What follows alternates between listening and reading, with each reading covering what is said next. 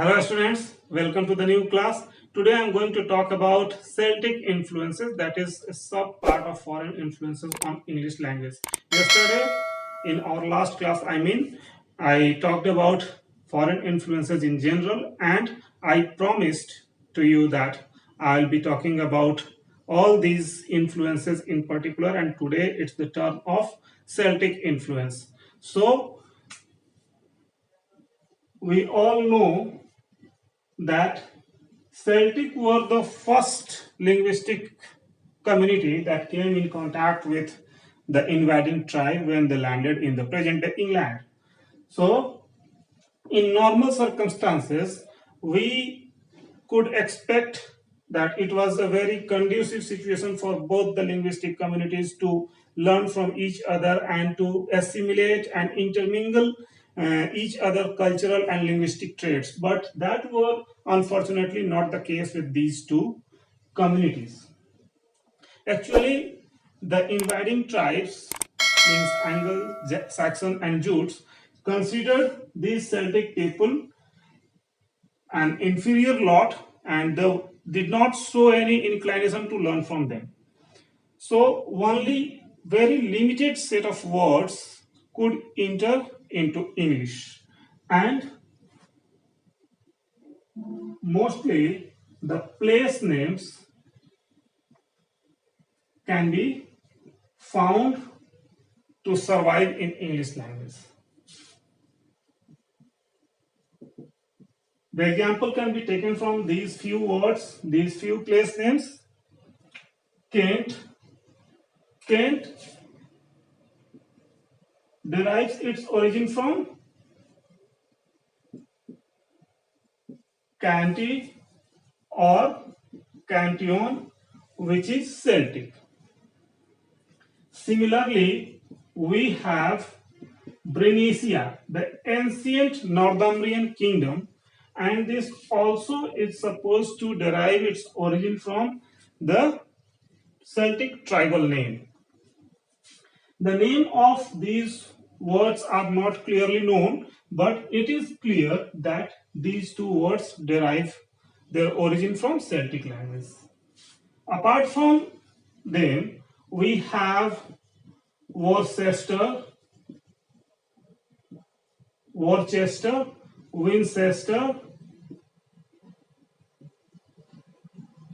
Salisbury, and such name. The first syllable of these place names are originally Celtic, are supposed to be originally Celtic. So these are some of the apparent examples that proves that the place name of Celtic origin is still occur in English.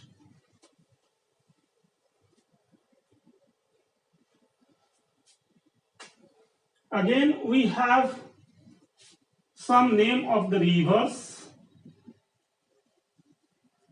and hills, means some words representing rivers, hills, even water, and the places in proximity to these natural features may trace their origin to Celtic language. That is why we have the name Thames, and this is Celtic. Other words, Esk, Osk, X, representing the name of water or river or any such bodies, can be traced to Celtic origin. Then we have hills as well.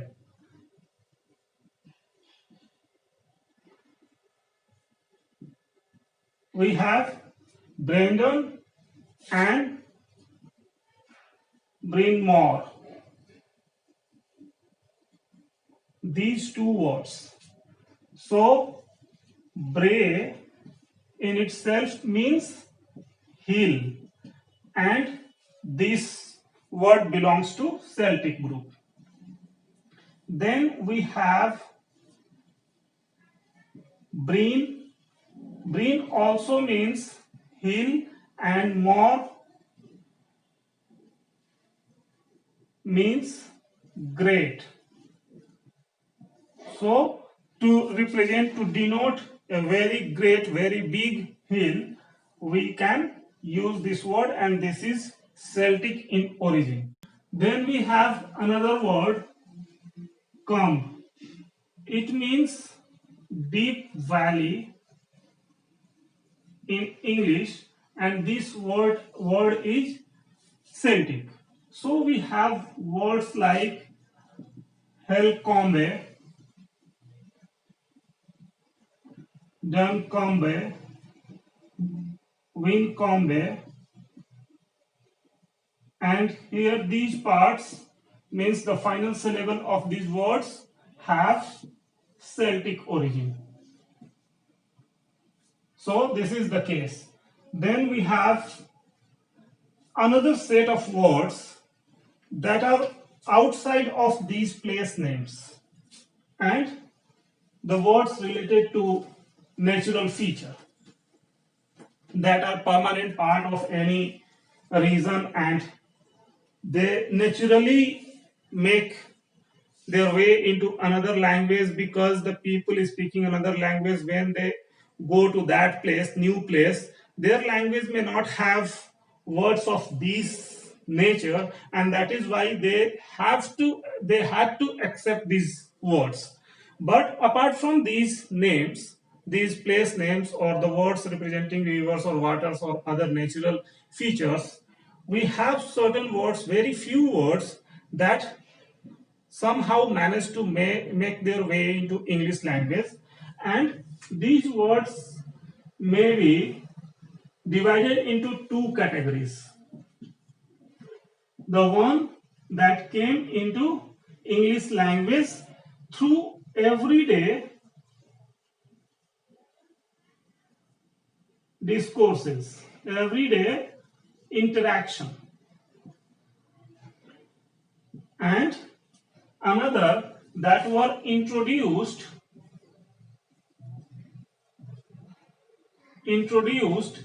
by Irish missionaries in the north. These two words are of different nature. These words are of popular character, and the one such word occur very frequently is bean. The spelling may change today, but this is very frequently used word in English, and this is originally Celtic. So it means basket. Then we have another word, brat and brock. Brat means clock, and brock means badger. So we have these Celtic words transferred into English through everyday discourses. It corroborates to the fact that in some places these two linguistic communities lived together for quite some time, and in that course some of the words of Celtic origin made their way into English. Here we have different type of words. It means hermit. Then we have another word. It means magician. The word dry means magician. It was spelled as such. So we have different categories of word in spite of the overall hostile relation between these two linguistic communities. So all these words may be used to give examples to illustrate your answer in university exams. And I think this is sufficient because everyone is aware of the fact that very few words could make their way into English language. Means the influence of Celtic is of a very limited kind, and it was very subtle as well, because if someone is conscious of not taking anything from anyone else and unconsciously, unknowingly, he is receiving something, so that may be used in the different way, in a different way. So some of the words that could make their way into English must have been anglicized unknowingly by these people in the course of time, and so they are in the present day, they would have become so anglicized, so much part of this language, that it is very difficult to recognize their distinctive identity, and it is very difficult to recognize that it requires a lot of expertise to recognize that these words originally belong to Celtic language. So I hope this much will be sufficient for your purpose and will be able to write your answer in your exams. So thank you for today, and we'll be here again with the next topic. So stay tuned and subscribe the channel, like the video. Thank you.